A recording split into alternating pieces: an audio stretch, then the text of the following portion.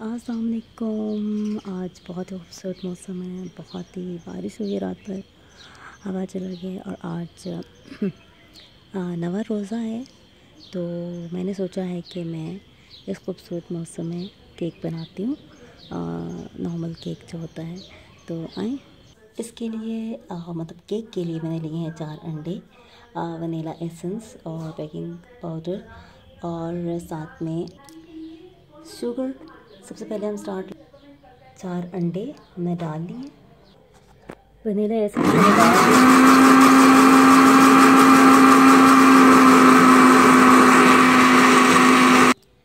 अब मैं इसमें 1 टी मग जो है वो डाल रही हूँ चीनी,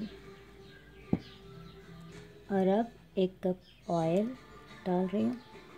मैंने ऑलिव ऑयल और डालडा ऑयल दोनों मिक्स करके डाले हैं इसमें।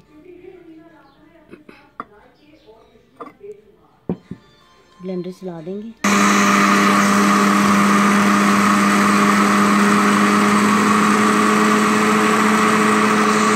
बैटर को हम बाउल में डाल देंगे।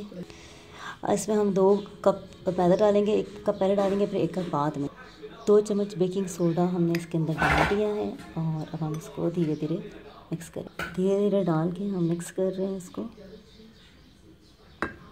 हमारा बैटर अच्छा से मिक्स हो गया है। आज का केक मैं ओवन में बनाऊंगी और इसको हम ऑयल लगा लेंगे। अच्छा, बटर पेपर अच्छे से